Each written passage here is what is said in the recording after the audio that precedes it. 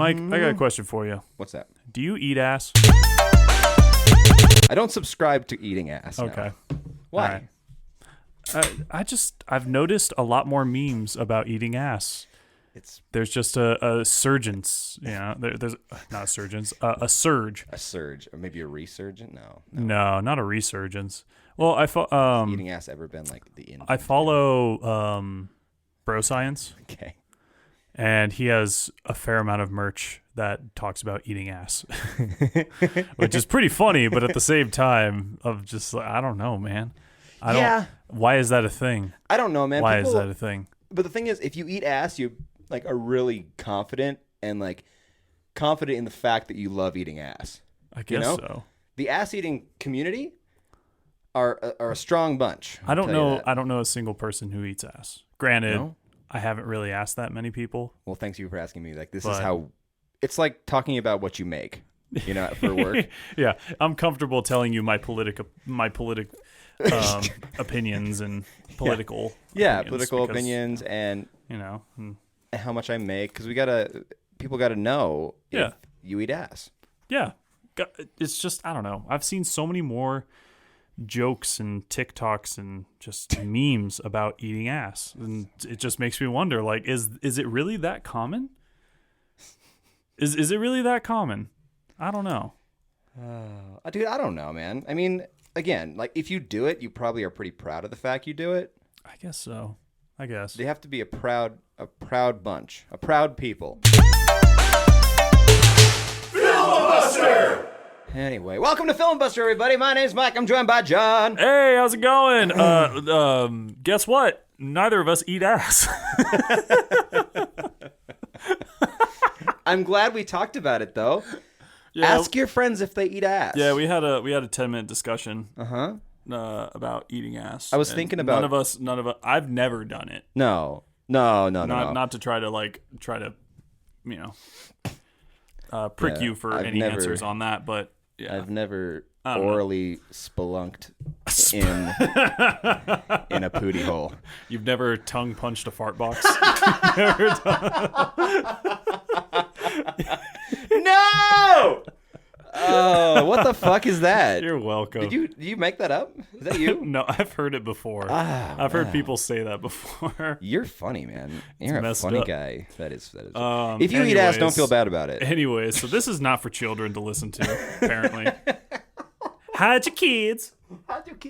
Yeah, welcome to Filibuster. I think I'm going to cut it right after you say, Mike, do you eat ass? I think that's what I'm going to do. That's not a bad idea. There's a lot of conversation to pick from, so we'll see. But, all right, so what movie did we have to watch, Michael? Do I have to remind you already?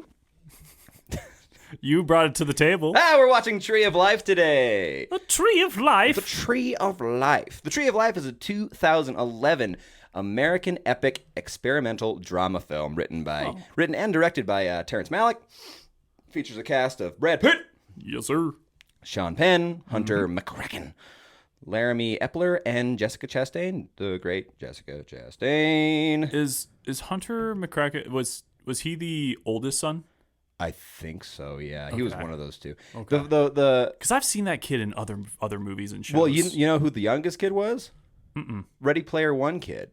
Oh, for real? Yeah. Damn. Look at the youngest kid again. It's so funny. Then again, this movie did come out in 2011, so I guess that makes sense why I didn't recognize him. Right. I think it was actually his first movie. Because Ready Player One came out, 2 years ago? 2.5? Something like a year and a half? Did you like that movie? Nah. Not me either. Nah. That's my quick take on Ready Player One. Yeah. Take it home with you. Ready Player One, for a quick... I shared it. Quick take, is that movie is, hey, remember this character? And that's Ready Player One. Dude, right? That is literally all the movie was. I'm sick of it. Like, Iron Giant. Oh, yep. Oh my God, it's Battletoads. And there's the movie. All right, anyways. Back to Tree of Life. Back to Tree of Life, why we're here today. So this came out in 2011. Okay, yep. I was curious when it came out. Mm-hmm. I didn't check anything on it. Yeah, dude. I mean, I actually saw this in the theaters. I saw this in a movie theater in Fort Collins. I think this movie would have been a lot more enjoyable in a theater than just, This in is my house. A lot of people say like the feast for the eyes kind of movie, right? Yeah. Before I go into any of this fun facts, any of all this questions and shit, I do want to ask you, what'd you think of it? What did I think of it? Well, I know we had this conversation of like, what kind of movie do you want? Yeah. Do you want me to throw a artsy fartsy movie at you or what have you? And I chose artsy fartsy, so of course I'm going to make a comparison to Synecdoche. Right. I did enjoy this movie more than Synecdoche. Uh-huh. But I've got some bad news for you, Michael. No, you don't. What? This movie made me fall asleep. No, it didn't. God damn it, John.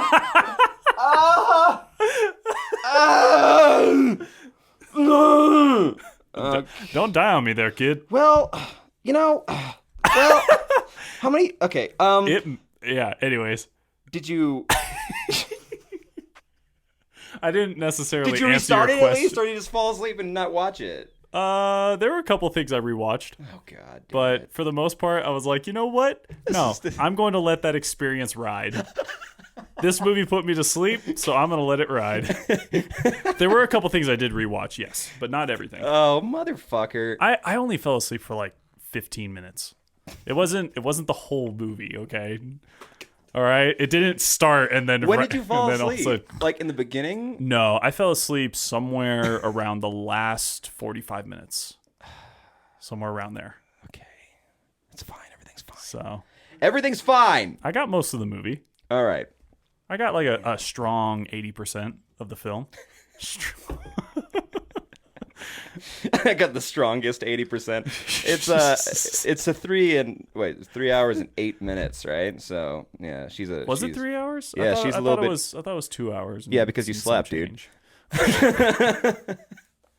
I remember 2 hours of it. Weird. Fair enough. No, I'm gonna fact check you on that. Check it right now.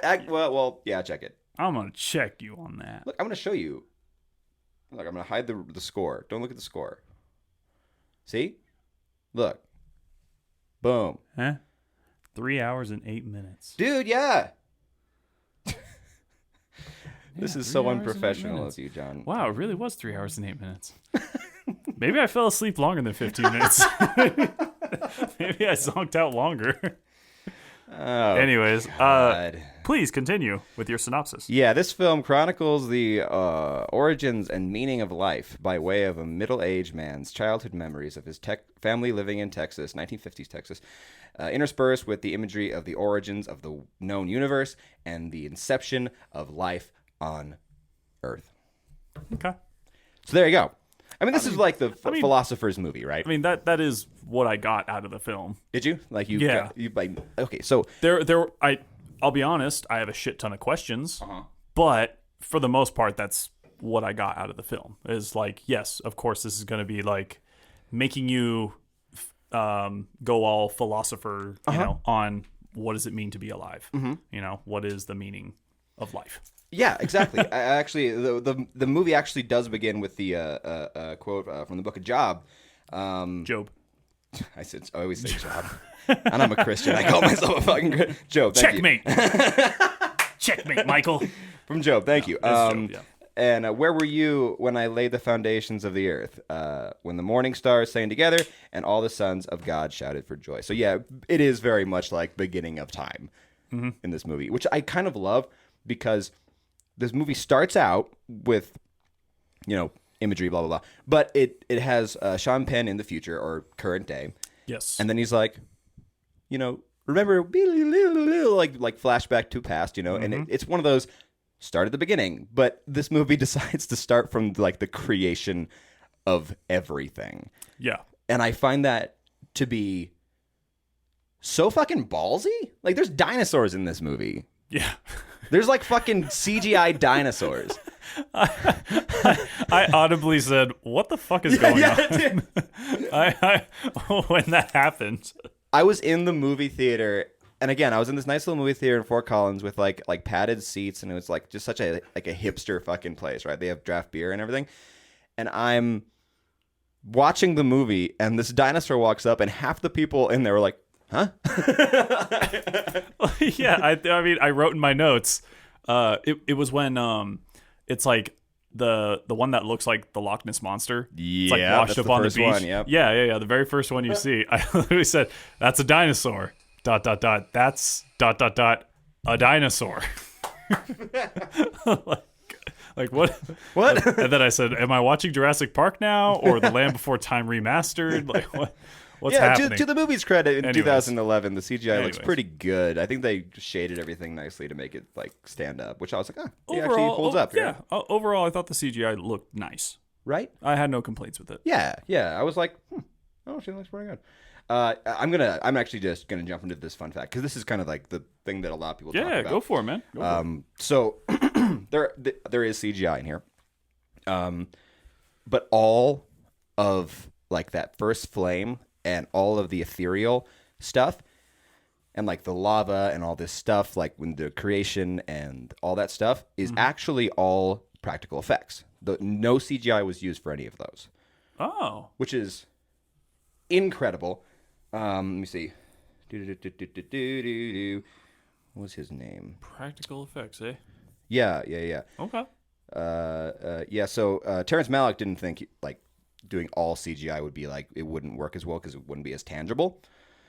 So he got a guy, Douglas Trumbull, who I know you know about. You might not know his name, but he did all the special effects for 2001: A Space Odyssey. He did Close Encounters of the Third Kind and Blade Runner. Like he was before CGI. You know, Gotcha. He could make a world ethereal and unbelievable, like amazing to us with literally like miniatures and like dropping food coloring and all this stuff and making these beautiful effects. Like one thing about this movie that everyone seems to agree on, it's really pretty. And everyone's like, wow, like this guy, like basically before CGI was a thing, he could create worlds that we couldn't even comprehend. If you watch 2001: A Space Odyssey now, it still holds up. Yeah. Insanely well. So yeah, I just want to jump in that real fast because anybody watching this movie, watch that big long opera dinosaur bit again because yeah, it's pretty much mostly practical effects. That's pretty dope. Isn't that crazy? Yeah. I don't know. That's like the biggest thing that people always talk about with this movie. And I'm just like, damn, dude. Damn. Yeah, I actually wrote down that too. I just ran across. When the first dinosaur pops up, it's a tad jarring. That's what I wrote. Yeah. Yeah. I mean, it's cool. It's cool, but it's like, I don't necessarily think you needed the dinosaurs. Sorry, Terrence Malick, but. Yeah, it's definitely a surprise because out of nowhere, it's just like, hey, that's a dinosaur. Cool. Okay. It's that kind of movie. All right.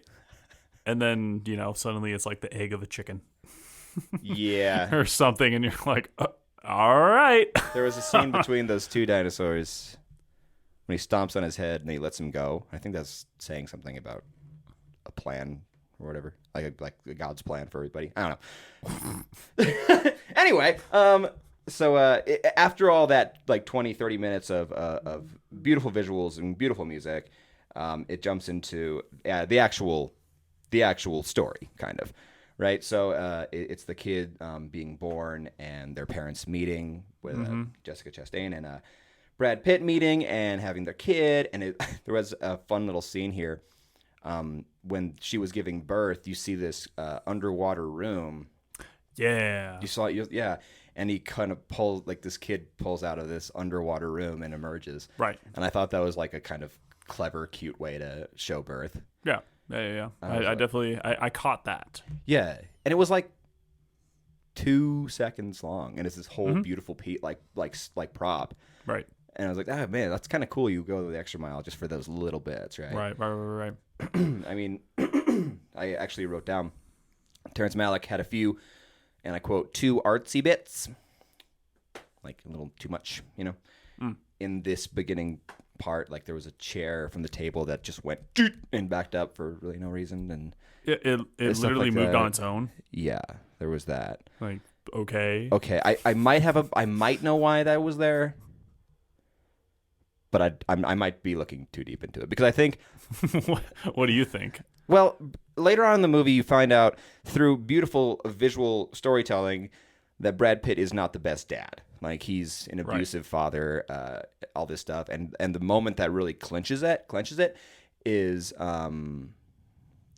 when he explodes at the dinner table, right?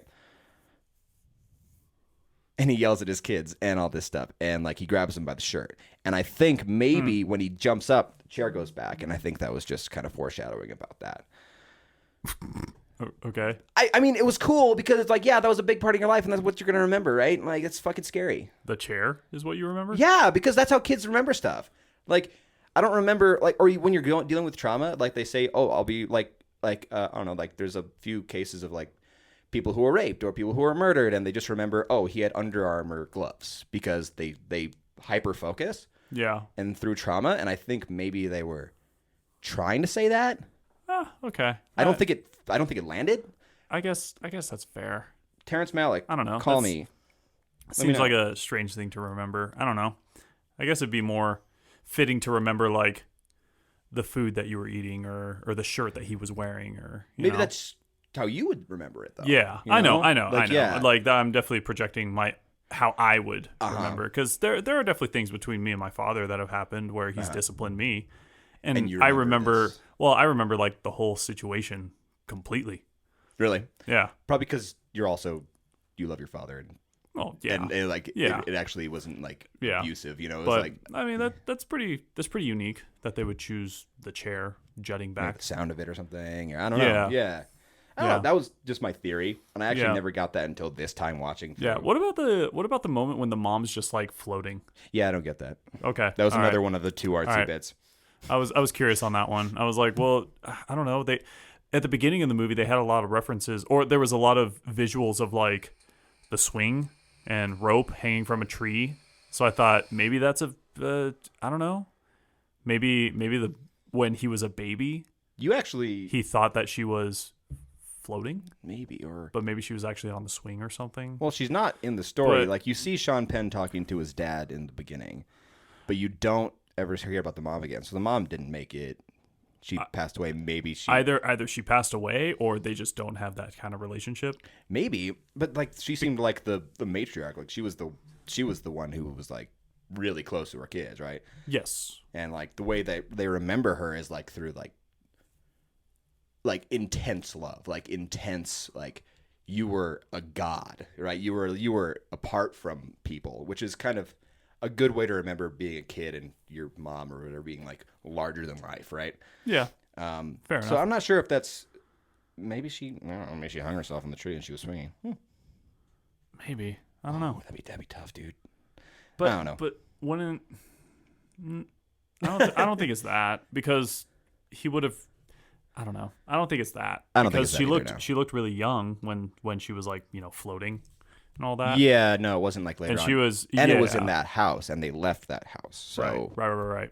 So I don't know, that part. I was scratching my head, like, why is this happening? Mm-hmm. Why is she just flying? That was one of the scenes for me that made me go levitating. Why? Yeah, why, Terrence Malick? Like I get artsy, but, you know, or pretty, but don't just overdo it just for the sake of overdoing it. You know? Yeah. The camera, I notice this every time I watch it. And I love it so much. When these kids are born, and when they're young, especially our lead kid, you know, the oldest kid, when he's young, this camera is so shaky and so blurry. And I think what Terrence Malick is trying to do throughout this movie is not film, like, plot like you would another movie, film memories. Like, what do you remember? How does it look in your memory? Is it cloudy or is it more clear? Yeah, that makes sense. And as a kid, you always see these, like, very kind of bright lights and a lot of glare and a lot of this stuff, and it's kind of like, oh, that's, like, that works out pretty well, because remembering your first memories, they're always like really artistic almost. They feel very ethereal and strange. And then the older you get, the more those memories start to, like, steady out, and that's what the camera does throughout this movie, which is very interesting. I'm like, good job, Terrence Malick, in making those memories actually feel like memories. Okay. Yeah, I don't know. And that was something that I noticed the second time watching it. I feel like that's pretty smart. That's cool. Yeah. I'll dig it. Yeah, and I my next note is because everything is so, like, innocent and intriguing and, like, big and larger than life and stuff like that until it's not. Yeah. You know, until it they grow up a little bit, you know? Right. But then when they're growing up a little bit, then he like steals this fucking like blouse or underwear from this house and he like books it. And it's like, well, that's terrifying. It's not that big a fucking deal. Yeah. But as a kid, I'm terrified. He's terrified. It was like, okay, I really like how it puts you in the kid's shoes in this movie. Yeah, definitely. My childhood memories. Yeah, it was. I don't know. It was interesting. How it just like would pinpoint certain moments, like his father teaching him like how to take care of the lawn, and all that. Like all those moments, or his moment of like lashing out at his dad, saying "I hate you," yeah, and all that. Or she loves me, or whatever. Or those moments where like him just like hugging his dad. Like just these little pinpoint things in his life. Yeah, like what would you remember and all back? that, or yeah. But at the same time, it makes you wonder, like how much of that is this kid's memory, and how much of it is the father or the brother, because it does keep flashing forward to the brother, now as like an architect or what. That's the oldest brother. That is? Yes. I thought the oldest brother died. The second brother died, the blonde kid. Oh. Yeah. That actually, I didn't get that the first time either. Oh, I thought the oldest died. I thought that's why it was so focused on him. No, it was focused on him because he's remembering. I think it's like, I don't know. The movie kind of makes it feel like it's like his brother's birthday or something, like in the future with Sean Penn. Right. It feels like an important day. Right. He's on the phone with his dad. He's like, Right. And his dad's like, don't you ever think of him? Or at least that's what you kind of get from what Sean Penn's saying back to him. I thought they said that their firstborn died. No. Okay. Never mind then. Because, again, dude, that was one of those things, like, that could be told a little better for me. Yeah. For like my sake. I thought they straight up said that he was 19 years old when our firstborn died. Or he was 19 when he died. The kid was 19 when he died. Okay. Because he was in the military, I think, or something like that. It seemed like that because she got a letter. Right. Right. But I don't know. I know I'm pretty again, I'm pretty damn positive it was the old kid, because at the end, in this like heaven-esque landscape, he was able to see his brother again. Yeah. And stuff like that. So, and there wasn't the oldest kid there. So that's why I think it's him. But yeah, there you go. Fair enough. Second question: ease of watching, blockbuster or art house? What do you think? Well, obviously this is art house. Well, it's got Brad Pitt in it, so big name actors can be in B-side films, I guess, man. I guess. What do you mean you guess? It happens all the time. Well, that's why they had so many people that show up at this movie. That's why it made so much money. Well, it actually didn't make so much. Let me backtrack real quick. Okay, like I'm assuming this is made as a blockbuster, but when I watch it, I feel like this is like art house. It's an art house for sure. You're right. So, but ease of watching. Well, as you know, I fell asleep while watching this. Is it too easy or not easy? It's just a fact of I feel like there's just so much fluff to tell a straightforward story, or there's not enough that's actually focused on the story. Are you thinking, AKA the characters? Is the story the characters, or is it? I felt like I was watching unused footage for an Earth documentary. For a while, and then suddenly it was like, oh, by the way, there's human beings that are in this. That's what it felt like to me. Uh-huh. So all that unused Earth documentary footage, I felt didn't really necessarily need to be there. Okay. I'm not saying get rid of all of it. Okay. But there were so many moments where it was just about like 20 or 30 minutes long. The actual dinosaur and the creation was about 20 or 30 minutes. Yeah. So it was pretty big. Like that's a lot to lose me and to make me go, "Oh yeah, that's right. Brad Pitt." And like, "Oh yeah. Oh okay." Yeah. Yeah, these people are here. Right. So ease of watching, I would say get comfortable. Yeah. All right. Is it it's easier to watch than Synecdoche, I will say. Mm-hmm. But that might just be because it's a lot of like nice visuals. Mm-hmm.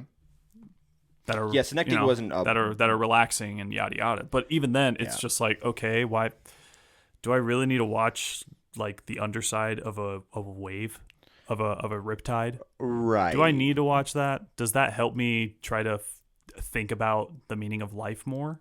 Does it? I don't know. I don't know if it's necessary. So you're saying that like cut down a little bit, take up a lot of fluff. But the thing is, if you start taking out fluff in this movie, I think it's a chain reaction until you don't have a movie anymore. It's like you still have a movie. Maybe 30 minutes of a movie. I mean, a lot of it is like this beautiful, like glorious fluff. You'd cut 30 minutes out of a 3-hour movie. No, I'm saying, and you feel like there's no more movie. No, I'm saying you're going to be left with 30 minutes. That's how much fluff is in this movie. If you start cutting fluff, but then that's how quick the storyline is. The storyline isn't. It's not about a storyline. It's about remembering and how your memories and how you are like fitting in on this earth and not. It's not the fucking like hero's journey or something, right? It's not. It's not Act 1, Act 2, Act 3. No, I get that. It's remembering, and it's a feeling. It's not necessarily a story. It's just grief and growing, I think. For me, it's more about the feeling, right? And I think we talked about this in Synecdoche too. Is like, the director's trying to give you an emotion over, an actual like very structured plot, right? I guess, yeah. So, is it fluff or is it part of the movie? Like, is it? It honestly, to me, it felt like fluff. Okay. It felt like let's just stretch this out, and then out of nowhere, Sean, Sean Penn's in the city, all right, and then there's like some memories, and then we get like shots of outer space and shots of the water, and then suddenly he's lost in the middle of nowhere, kind of on this beach-esque area, and you're like, oh, how? Okay, all right. He is fucking lost, He's not doing well today. Yeah, it's, I don't know. It took a wrong turn back there. Yeah, that's it. That's why it feels like fluff. Because like out of nowhere, he's like in the city life doing all this, and then suddenly he's just like in buttfuck nowhere. Yeah, which a lot of the Sean Penn if they wanted that to be like a visual representation of his mind, I feel they could have maybe done a better way of acknowledging that. Because to me, it literally sounds like he was like at work, gets on the phone with his dad, and then just just leaves town and just just out of nowhere. Like, I don't know, like what did your wife know you're there or something? Yeah. Let somebody know. Did you have an appointment you needed to be at or? Yeah, no, I think a lot of the Sean Penn pieces of this movie were they fell more flat to me personally than the actual like. The story that we're telling, right. If fluff, maybe just a better visual, like, because I think he's, I don't know, that's why it feels like fluff to me personally. Okay, because I don't know, it's like you're trying to, it feels like they're focusing on these characters, but they're barely spending any time on these characters, which sure, you wanna get all philosophical about the meaning of life. Right. And you want some time for people to think about that, which is fair. But I don't know. I guess that leads well into our next... They could think about it on their own time, I guess. Right. I don't know. I think that leads well into our next point. What do you think about the characters? There were characters in this movie. That's it. Don't give me that look. No, it's... Because these characters are a lot, like, the kids are pretty well fleshed out through visual storytelling, not as much telling you. I agree, and you could definitely see the way that the parents as well, their reactions and stuff, like the mom is obviously very distraught, spending a lot of time. It seems like spending a lot of time by herself Yeah, kind of because mourning she's alone, very like and the emotional side, right? Yeah, but even then, it happens more in the beginning of the movie. You see, just some honest reactions of the father too, even saying like, oh, I shamed him for his page turning or something like that, and yada yada yada, and like I feel that on myself, and you could see like he even starts to get teary eyed, like he's regretting the moments where he was too harsh on his children. Yes, and I love that moment like interspersed with the next scene where he's like talking to this lady who's hugging his wife, like after their kid died. Yeah, and he's like, "We're all right. We're all right. Yeah. Okay." And that really helped me know his character, like from the get go. Yeah. And it was like, well, yeah, you put on a strong man, front. you know, you put on a strong front. Well, it was also just kind of the way that people lived back in those times. Right. You know, I know he's a musician, but yeah, like there's plenty of older folks that I know that are like, oh yeah, everything's fine. And they're like $100,000 in debt, and like they're like, "Oh no, I'm great, I'm great over Things here, things are good." Nothing's wrong with they have one of their children is like a drug addict in jail, and they're like, "The family's great, no problems here, nothing wrong," just living happy in God's country. Like, okay, that's exactly what you get from this dad, right? And it is funny, like being a musician and like the way we know musicians today, because we're a bunch of fucking feelies and like, we're thank God we're living in 2021 because it is nice that we can kind of have emotions as men or patriarchs or any of these people. But like, but it is kind of funny to see like a musician like very like who's very. He loves his music, and he's like, "Oh, listen to this," and he's like, he's going through the thing, and talking about was it Brahms or it might have been Brahms, it might have been another. Yeah, he's like he recorded this like 67 times, or he did 67 takes on it, right? And on the final take, he even said it could have been better. Yeah, and that shows his work ethic, like why he wants his kids to be so tough, Right. Well, obviously, he wasn't the best dad, right? But I do appreciate the moment where he did tell his oldest son. He was like, "Promise me that you'll be better than me." Like he knows that he's a flawed man. He's not just one of those like he's not just a rat bastard father just to be a rat bastard father.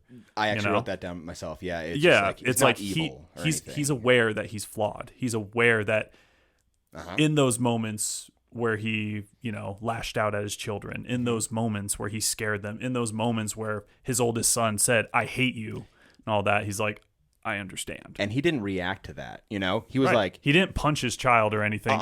He just took it and was like, okay, fair. It makes me like shiver, dude, like to the way that they do this kind of father figure. But the page turning thing, that's why I thought it was the oldest, because there is the part where he's playing the organ and his son's standing on the side, like the oldest son is standing on the side watching as though he's the page turner. Right. So I think that's why I thought it was the oldest son. Yeah, maybe because there was that correlation there. Because you never see the middle son doing the page turning. Yeah, he plays guitar. Yeah, he's the closest to what his dad wants the kids to be, the middle son. Yeah, until he talks back to his kid or his dad, and then it's like, oh, yeah, like, man, whenever I watch this movie, I'm like tearing up, and like I'm so like invested in the idea of like, how to put this, like treating families like actual families. Yeah, they're fucked up and weird and terrible at times, but they're still this family. Yeah. And yeah, you're not on fucking Brad Pitt's side half the movie, but you know why? Because you're following the kid's perspective. Of course you're not on his side, And he's not, obviously he sucks a lot in this movie. Yeah. But if you're remembering the bad things about your dad, yeah, you're going to have a fucking laundry list as well. You know Absolutely. what I'm saying? And yeah, it's only from one perspective. Yeah. You don't know what the dad's going through. Clearly, he failed at everything. He tried to be a musician. He said, I let myself get sidetracked. Yeah. And that's why he has all these patents for things, and he's trying to be the best he can be. be. He's continuously failed on like doing so. His dream of being an entrepreneur, whether a musician or inventor and all that, is he's constantly a failure. Yep. And he has to. He's reminded of that every single day. And projecting it on his family. Yeah, it's hard. Well, I mean, it's But it's believable, right? It's like I'm not saying that he deserves the right to do that to his children. Right. But at the same time, if you're constantly a failure, I don't want to say your whole life, but constantly getting rejected, yada yada yada. Yeah. And then your son has attitude with you. Of course you're going to snap. Mm-hmm. At some point you're going to snap and say something or do something that you will regret. Yeah. And he does. Yeah. He does. It's, I don't know. It's like this.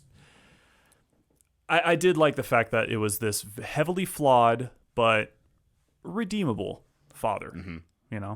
Yeah. Yeah. It's someone that's like, all right, you fucked up and I don't like you for that, but I don't hate you. Mm-hmm. Mm-hmm. I don't hate you. Yeah.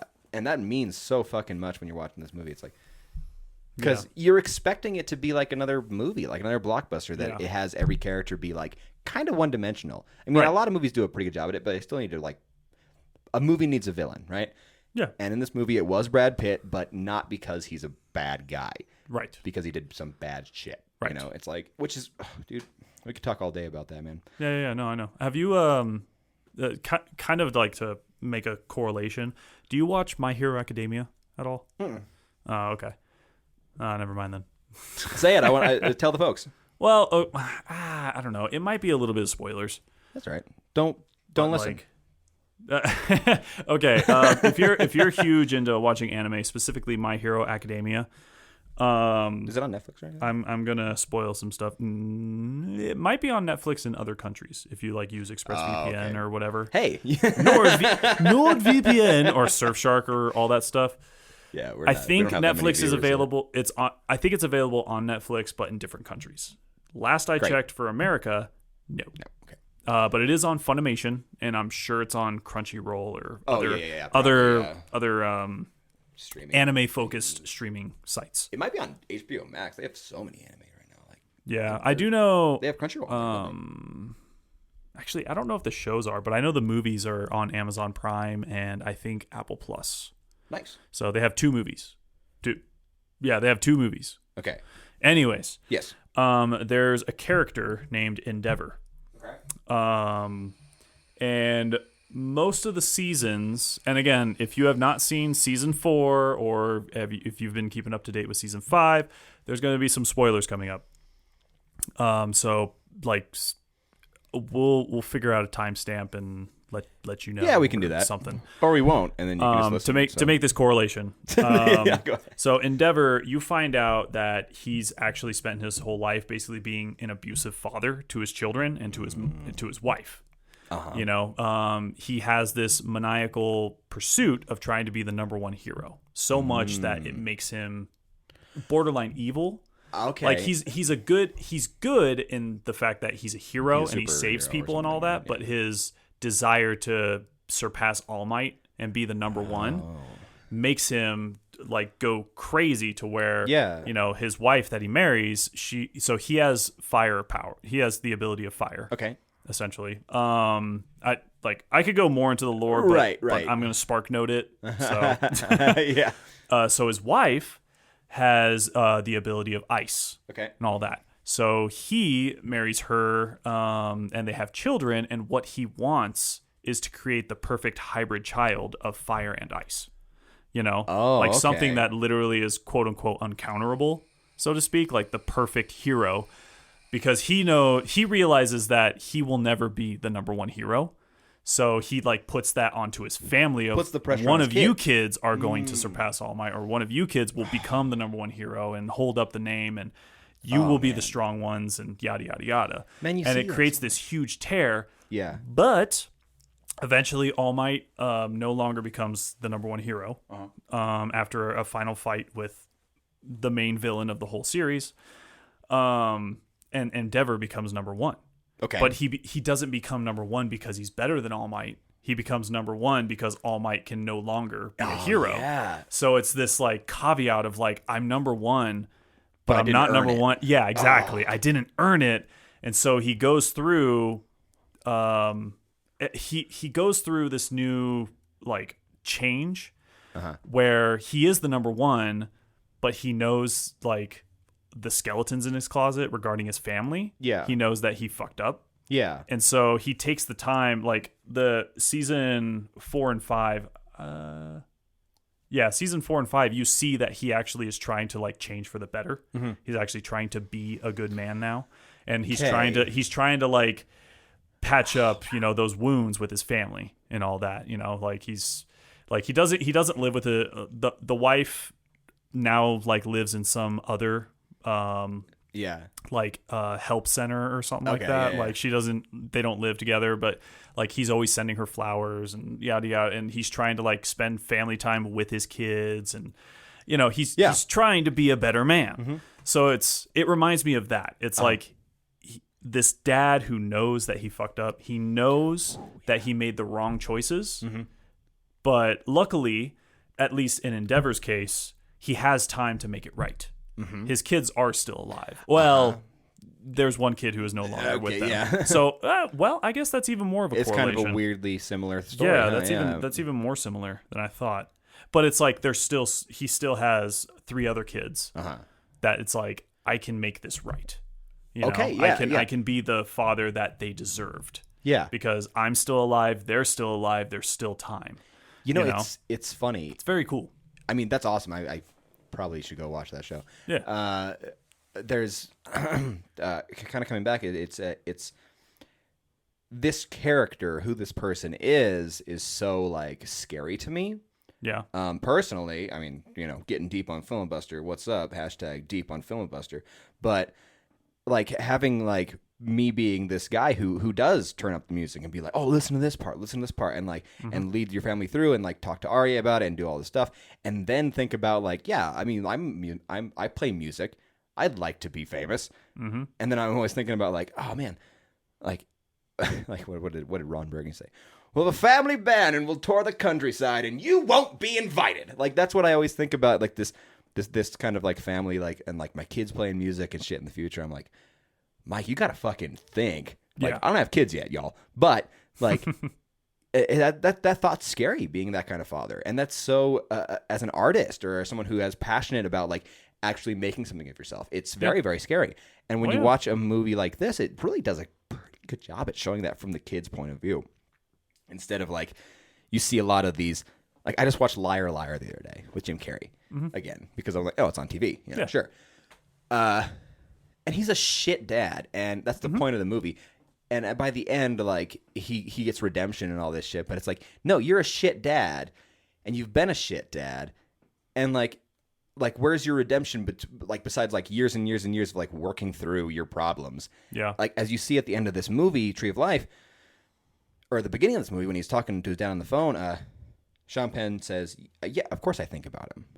Yeah. Like, because his dad's still saying, like, yo, you don't think about this kid enough who died, which he's still this character. I mean, he's working on himself, and he's obviously gotten better. Right. Because they still have a relationship, but it's like, no, like, you're still putting the weight of your feelings and what you're going through on your children. Yeah. And it's like, that's fucking scary, man. And that happens all the time. Yeah. I don't know. I mean, again, this movie does make you think about these kind of things, and I don't know, man. It's weird. But how was the plot? I mean, it's good. I felt what it is. I felt it's good. It gets the message across. Yeah. Of like, listen, Well, the message is so open ended though, because it's for your own interpretation. What do you think the meaning of life is? Like what do you think is important to live a life? That's pretty much what I got out of it. Yeah. When you reflect on your memories, what do you feel when you think of those memories? Yeah. That's It's a very I don't want to say bland, but it's a very like one size fits all plot of like, hey guys, I like that. That's good. Life is important. Don't forget to remember that. Hey, these people could die tomorrow. Mm-hmm. And how does that make you feel? Mm-hmm. Not necessarily anxietal perspective, but just of a celebration of life. That's what I felt. That's super cool, man. I like that. It's almost like a tube sock of a movie. That's how I felt. Even though I fell asleep for part of the movie, right. like I still like it's a good message to get across. You get what it's going for. Unlike a movie like Synecdoche, where it's like, it could be going for this, but it might not be, right? but like you, It just felt like a fever dream. It felt like a fever dream. Yeah. I actually have a nice little review for you. Let me see here. For Tree of Life? For Tree of Life. Oh, yeah, okay. Yeah. Many reviewers have noted blah, blah, blah, blah, Catholic author and now auxiliary Bishop of Los Angeles, blah, blah, blah, blah, blah, blah, blah. Skip. He writes for the Chicago Tribune blog. He noted that in the play of good and evil, in the tension between nature and grace, God is up to something beautiful, though we are unable to grasp it totally. Tree of Life is communicating the same difficult but vital lesson. Yeah. And I thought that was a good way to put it. Like, Yeah. there is like this ongoing march of time, and I think the movie does a good job at showing that. I agree. For the most part. For the most part. Yeah. I mean, again, I feel like there's Yeah. just a lot of fluff. I mean, you know? it's funny, dude. But at the same time, sorry to kind of sorry to interject, so to speak. It's like I get it of showing, you know, the chicken egg, showing like the wide shots of space itself. Yeah. You know, like I understand. Yes, that does show that like I like how you brought chicken that and egg because you're I actually wrote that down. well, yeah, the beginning of life. Yeah. Is the egg, you know, or the fetus, the womb. Yeah, exactly. And just that acknowledgement of, listen, no one is here for a long time in the grand scheme of things. Yeah. You know, when you find out that the Earth is, you know, hundreds of millions, if not billions years. I don't know how old the Earth actually is, but I know it's so grand of how long the Earth has been around And how long it will be around. And then right? you take like the years of, say, a kid who only lived to be 19. Yeah. 19 compared to billions. Yeah. It's so insignificant. Yeah. It is. Yeah, and it's fucking scary, man. 19 years compared to billions of years. So, have you seen Invincible? The show? Yeah. Yeah. Yeah. Spoilers for Invincible. Dude, like, I mean, go watch it, right? But yeah, when at the season finale, when he says, what's 17 more years? I could just start over. Yeah. You know, like all that. It's the same exact thing. 17 years compared to 500. Mm-hmm. Just that. Yeah. 500 is more palpable than billions. And even then, 17 to 500, it's insignificant. Oh, man, dude. Yes. So. Yes. And and thinking about that in the grand scheme of things, it's so scary and interesting and cool. And that's why like a lot of philosophers, like, they love this kind of movie, right? So it's like the thought of like just thinking about it and dissecting it and like working through it and on all that stuff. There's actually another lovely little review. I think it's a lot shorter. Okay. Catholic Magazine America called it Catholic Magazine. The Catholics. Here they come. Keeping up with the times. They got their own magazine. They got their own magazine. They got a TikTok now, yeah. God. Catholic Magazine Person of the Year. Oh, dude, like, okay, so an actual, like, Catholic priest walked in, it sounds like a fucking joke, but a Catholic priest walked into the bar last night. Oh, okay. Yeah. I mean, it's also a barbecue place, so were they dressed like a Catholic priest? priest? Yeah, the whole thing. Yeah. Oh, okay. Yeah, and I was like, oh, what's up, And I'm such a fucking bro at where I work. So I'm like, what's up, bro? What's up, dude? Well, to everybody. You gotta be. And I see him walking, and I was like, what's up, brother? And he's just like, yeah. Hello. He was super sweet. I mean, I'm not saying it, but it was just like, I kind of felt like, oh, man, I should say, like, hello, sir. But anyways, that kind of made me laugh yesterday. Happy Father's Day, everybody. There you go. That's what I told him, too. I was like, I'm making a fucking stupid joke. Like, oh, I guess you're going to have a lot of Father's Day compliments. Father. And he's like, yeah. I'll get the brisket sandwich. I mean, I was already. Okay, bye. The Catholic Magazine America called it a philosophical exploration of grief and the duality of grace and human nature. Sure. And I really enjoy that too. Like, a lot of these people are like, it's weird how many like religious organizations have talked up about the movie in a pretty good way. Well, to be fair, they did have a lot of religious references. Yeah. to the film, to the human characters and all that. One of them saying, "God giveth, God taketh away," And all those things, and obviously, Bible, so it's like, exactly, it starts with a Bible verse. The mom, I did laugh out loud at that part when she's like holding, I think, her firstborn, and out of nowhere she's just like, "That's where God lives," and she's pointing up to the heavens. That's such a fucking weird line. I laughed so hard at that. It wasn't that a weird line? That's where God lives. Like the directing in this movie is so good, except for that line. Like, I want to. Like, I actually wrote in my notes, "That's where God lives," but also I feel God in this Chili's. I feel God. Yeah, from The Office when Pam gets a Dundee. Yeah, I feel God in this Chili's. I feel God. Like, I don't know. It just had that same vibe of just like, it wasn't good. Like, ooh, I don't know. Now. Next time I'm like hanging out with friends at a bar or something, I just want to randomly point to the sky. That's where God lives. That's where God lives. we should play in a flag football game with your boys and just tag. That's where God lives. I'm gonna tackle someone, and while I'm on top of them, just that's where God lives, and then get up off of him and. God damn it. Oh, no. That's going to be like the new thing. We should get a shirt that just points right up. That's where God lives. That's where God lives. Yeah, so we can get sued by the director. Oh, Terrence Malick, come at me, bro. Yeah. Oh, Jesus. Anyways, but no, there's plenty of God references. I mean, many moments of like the oldest praying, the father praying, and the kid prays throughout the whole movie. Every single time they're eating. The dad is, as the spiritual leader of the household, as the man of the house, leading the family in prayer before they eat. Yeah. I think it was actually most of the whispering. There's a lot of whispering in this movie, like, help me find him, do what and all this stuff. And I think that's all prayers as well, because they kind of start that makes sense. When he's praying at his bed, and then they keep that going. I think it's a prayer. I could see that. Because he's also praying, like, God, kill my dad. Like, please kill my dad. So I think that very intense. Mm-hmm. I mean, I know, like, who hasn't wished for something bad to happen to someone that you didn't like? Yes. Who hasn't wished? Exactly. Like, as a kid, too. Even as an adult, sometimes you're just like, God, can you just smite this dude? This guy sucks. Yeah, God, I know you're not going to do it, but like, can you like flat one of his tires or something? Yeah, just something for me, Like, help me out here. That's hilarious. Make me feel better about my life by making his worse. Like the selfish prayers that we have, Yeah, it's always when that big sports car passes you like at a fucking 150 miles an hour and you're going 45 like a good human. Right. And he like blows through a stoplight and it's like, right. God, are you up there? I know. Do you have a minute to smite this motherfucker? Seriously, something.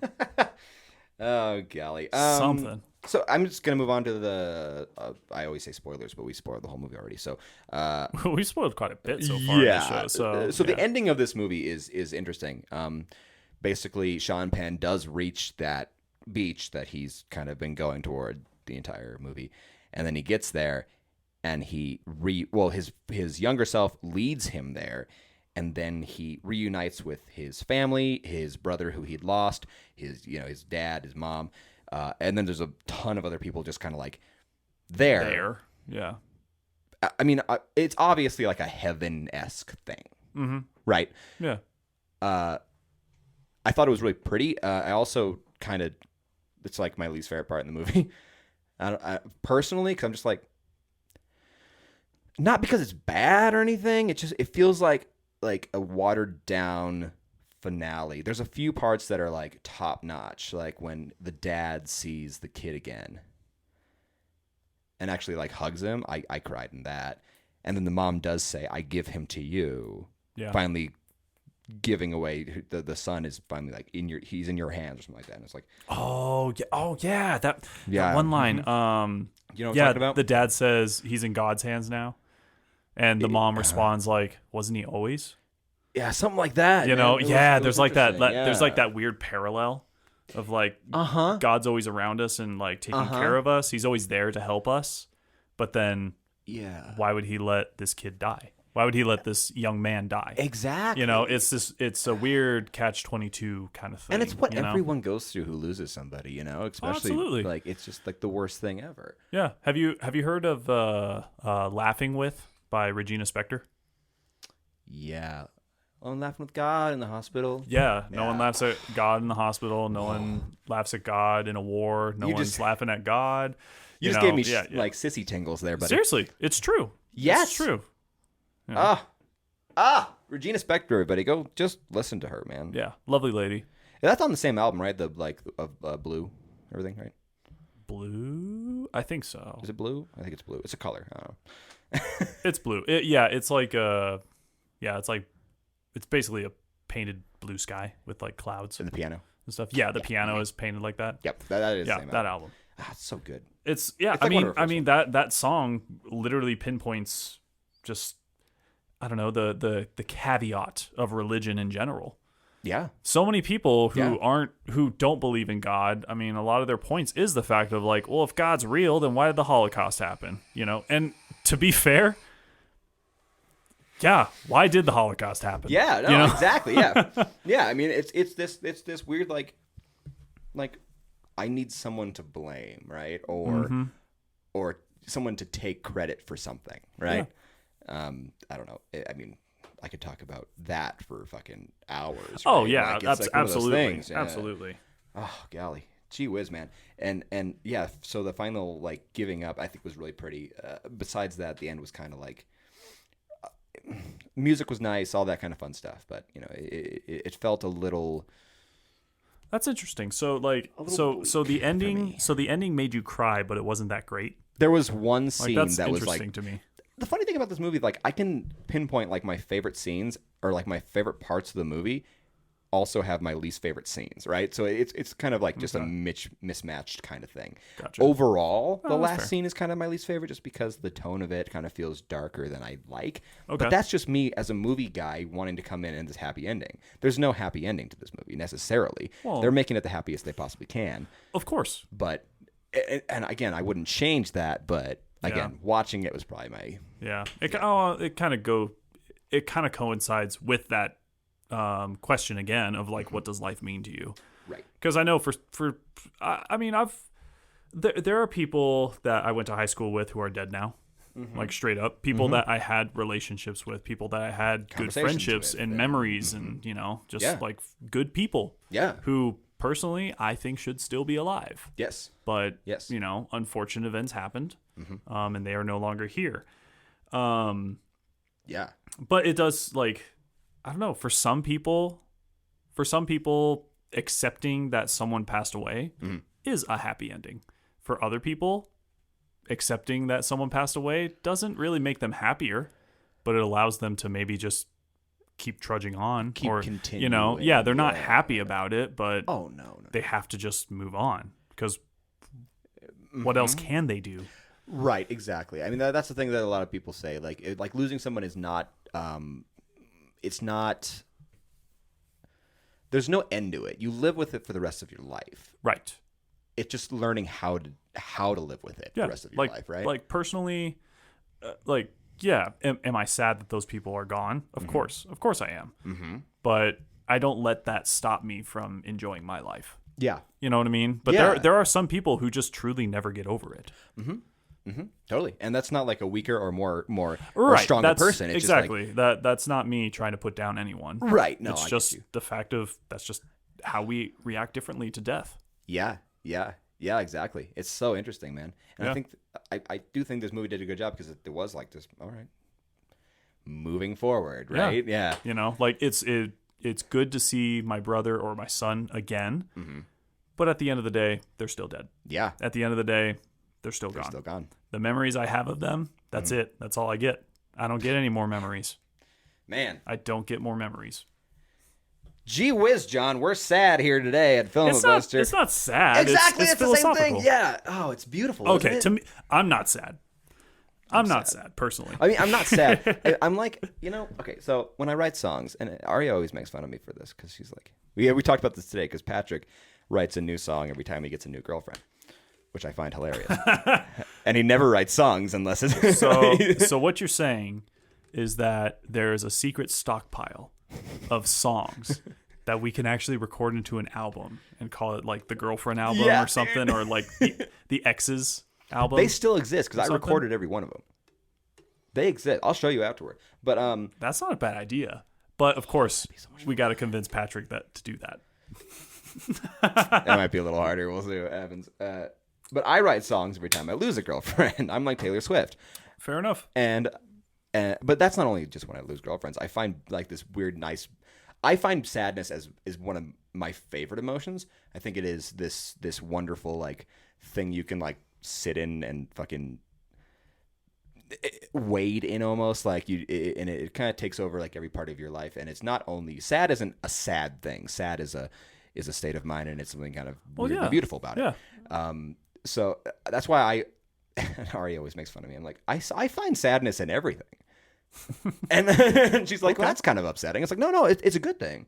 Yeah. Because everything does have a side of where there's light, there's also dark, right? And like, absolutely finding stuff like this. And I find this movie to be a very sad movie where other people might see it as a very happy movie, very uplifting movie. Yeah, of course. I don't know, man. Oh. I mean, I personally saw this.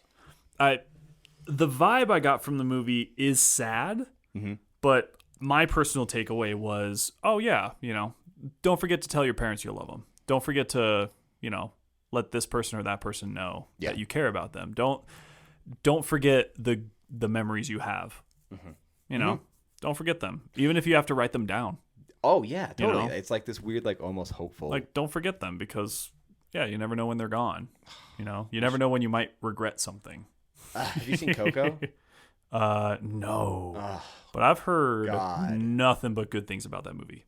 As a musician, you should watch it just straight up. I know. My whole family has seen it. Really? Like me, the one has Miranda seen it? The one like musician. Actually, I don't think Miranda's seen it either. Watch it together, man. But I've heard nothing but good things about it. Again, that idea is there. I'll watch it at some point. Maybe we could do that for a Filmbuster. Oh yeah, I'd love to bring it to you. That'd be a good way to. I mean, I could fucking. We'll just cry about that one. But no, I mean, like sadness. It's important to feel sadness. All right, a lot of people don't want to do that, understandably so. But it's important to feel it. It's a basic human emotion. Yes, and it should be felt because it brings out a different side of you. Mm-hmm. All right. Aside from, the crying and yada, yada, right. yada. There's that kind of sadness. Yeah. Aside from the negativity, it could bring out a lot of positives because it really makes you think about. Oh, yeah. It really makes you reflect on who you are and what you want from life. Uh-huh. It really does. Oh, dude, totally. Things that being happy could never bring out of you. Because when you're happy, I don't know. It's almost like being I'm not saying that being sad is better than being happy, but when you're happy, like, you don't really want to reflect on who you are. You don't really want to look inward. Yes. Because you're happy. Just enjoy the moment. Just go for it. Sure, you can ask more questions than that, sure. Yeah, but I think from a deep-rooted foundation of the emotion, it's like sadness, when you experience sadness, you want to do something for yourself. And it's kind of the roots of your being, right? So it's like this like that's a kind of, for me, that's a side of you who you should probably meet. Yeah. Get to know. Because that person's going to come into play, and you don't want them to be like barging in and being not ready for him. Like, knowing that side of you is very important. Yeah. Whether it's, through a breakup, through just bad times. Like, even, I mean, what 2020 was last year. I mean, yeah, exactly. Yeah. I'm sure a lot of people looked inward. When the Rona was running rampant and all that, and like BLM and all that, I'm sure lots of people really looked inward and asked, what do I want from life? Mm-hmm. Who am I really?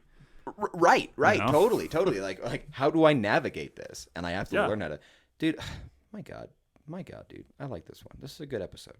Yeah, actually, I mean, is this my favorite movie of all time? God, no. Mm-hmm. But do I hate this film? No, that leads into my next question. Would you recommend it? Overall, yes. Okay. Overall, yes. With the caveat of just know that there's going to be a lot more than just watching these humans interact, okay, and deal with death. There's going to be a lot more. All right, you're going to be again. It feels. There's a lot of unused Earth documentary footage in this film. So just be prepared for that. Uh-huh. And then suddenly there's a dinosaur. Yeah, there's a dinosaur. I want to warn you all that there is a dinosaur here.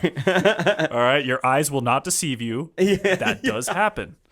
Oh my god. Well, that's cool, man. I'd also recommend this film to people who like nice visuals, showing not telling, that kind of movie. Kind of like sit in something for a while and not try to dissect it right away, but let it sit and think about it. And I think that's why this is a good episode for a film buster or movie for a film buster, because we're like, yeah, I mean, we can just sit on it for, because did you watch it this morning or did you watch it? I watched it last night. Yeah. So you had like the day and kind of like, oh, huh.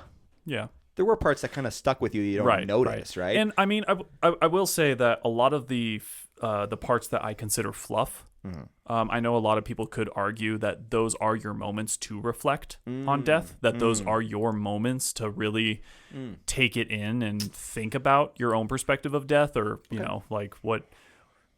Yeah, I do understand that counter argument to me saying that's fluff. Right. It's just, I don't know. For me personally, and not to sound like some, you know, edgelord or emo or whatever, but it's like I think about death almost all the time.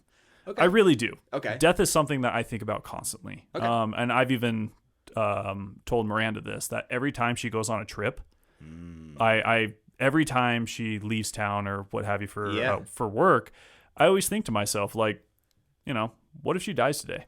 Right. What if today I get a phone call and like, oh, her plane crashed and there were no survivors? You know, it's like I think about that constantly. Yeah. Not to where it like overthrows everything else. Like big anxiety. I still like I'm enjoying life, but it is questions. They are questions that I do ask myself. Like, what would I do? What if I found out that my father passed away? Right. You know? Right. What if XYZ? I mean, know? I think a lot of people's minds kind of work like that. And mine does for the most part too, you know? Yeah. And it's just like, but yeah, I'm living in it. Like, it's just so weird because it is fleeting, man. It's like fucking terrifying. Yeah. At any second, like, you're gone. Right. Or they're gone. Yeah. We might die before this episode's out. It's wild. It's crazy. Yeah. But again, that just to call back, that's why I feel it's fluff, because it's like, I've already thought about this. I've already experienced this. I've already gone through. I haven't lost someone as close as a brother. To be fair. But just the concept of death itself, it's the like thought. Yeah, I've already gone through this roundabout. I guess the motions or whatever. Yeah. Yeah. I've already had those anxietal attacks of like, you know, like it's gonna really it's gonna suck to see, you know, my parents, you know, not alive anymore. It's gonna really suck to be at that funeral and all that. I've already straight up, I've already cried those tears. You know, not saying that I'm not going to cry at their funeral, but it's like I've already gone through that. It's amazing what the mind can do, isn't it? Yeah. I mean, so this is going to be a lot less than what you just said, but my dog peed on the carpet, and my first thought was she's dying, and I definitely cried last night. So, because like that's, I'm the same way. I'm just like, oh God, but is that a good way to live? No. But also, I mean, it is, but it's not. Know your sadness. Yeah. Don't fucking. But it's also contextual, because to be fair, your dog is not exactly young anymore, right? And has a lot of issues. Exactly. So it's not like I didn't go to work today because of that. Right? Anything, so like, anything that's out of the ordinary in this moment, I could understand your reasoning, or I can understand why you would react that way. It makes sense. Yeah, I guess that's true. I mean, when they're a puppy and they piss on the carpet, you're just like, "Oh, you dumb animal!" You know, you just you're just not potty trained yet. You know, right. You don't think, "Oh my God, they're gonna die."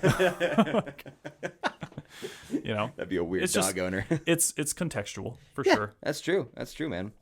Let me see. I got more fun facts, or not fun facts for you, but I got the wrapping it up shit. Let me see here. So, the budget of this movie was $32 million. Really? Yeah. Only? I know. Not only, but like. No, it was cheap, man. I think it was cheap. I mean, it was kind of right in the center there, but like, it was because they didn't like. I mean, a lot of it was probably those CG fucking dinosaurs, but actually, that's fair. You know, I mean, probably right. Yeah. And Brad Pitt. You know what I'm saying? Or Brad Pitt, Sean Penn. I mean, Sean Penn too. Yeah, they had some big name actors for this film, so I guess that could ramp up the price. Right. Anyways, it actually box office was $61.7 million. Hey, yeah. So it made money back. It's a hit. Money. It's a hit. Technically, it's a hit. Well, it almost doubled it. So yeah. Exactly. Yeah. Good for them. Exactly. Good for them. I think it was a lot of that star power that got people in the door. That's fair. But it's like, honestly, a lot of people saw this movie, and that's awesome. If you saw this movie, I mean, I'm gonna talk about the score here in a second, but like, let us know what you thought about it, because I am curious what the folks think. Yeah. I also think having the film titled "Tree of Life," the Tree of Life, I think that's very engaging. I think so too. Because you also have to think like mythologically, religiously and stuff. Yeah. The tree of life, the tree of knowledge, the tree of life. The tree of life is a fundamental archetype of many of the world's mythologies, religions, and philosophical traditions. It is closely related to the concept of the sacred tree, or the tree of knowledge, connecting the heavens and the underworld. The tree of life connecting all forms of creation. Are both forms cosmic trees and all that stuff. Yeah, it's basically all the same thing. Tree of knowledge, tree of all that stuff. Exactly. And putting that in your title is kind of interesting, unless you're going to be like, I'm going to kind of check this out. Right. I remember the trailer being really cool too, so people probably liked the trailer. The trailer was a lot easier to watch than the movie. I'd hope so. It's a 3 hour long trailer. It's a cut down, like 1.5 minute, 2 minute thing. We were just talking about this movie without fluff. It was the trailer. Yeah. Early reviews for Tree of Life were polarizing after being met with both boos and applause at its premiere. Okay. So people actually booed this movie at its premiere. But I wonder what parts did they boo? I think when it was over, I think everyone just like, some folks clapped and some folks just booed it. Oh, okay. All right. Like it was like half and half. It's so interesting. Fair enough. If you go to Rotten Tomatoes, you will see that the score is currently sitting at an 84%. That's pretty good. Yeah. It's awesome. I mean, critics, this is a critic pleasing movie. Yeah. You know what I'm saying? What's the audience score? 60. Well, I guess I'm surprised by that. I would Too imagine high or it, too low? I would imagine it to be more 70. That's what I was thinking. So. Yep.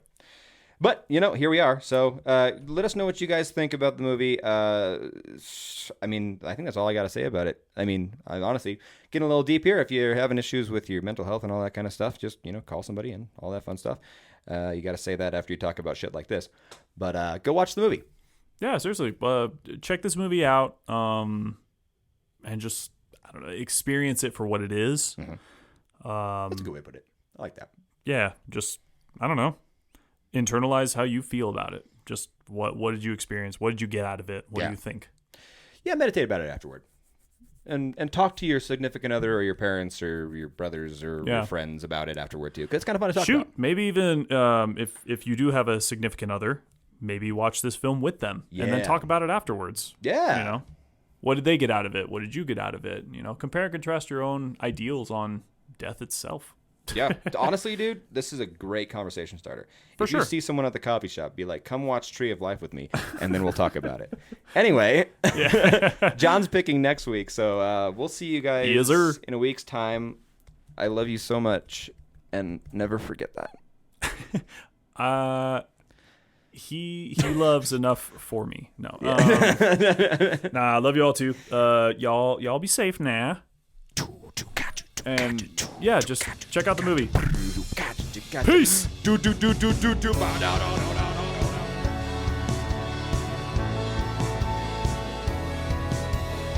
Hey guys, this is Mike from Filmabuster. We got a new podcast up every week, so give us a like, share, and subscribe to the channel while you're at it.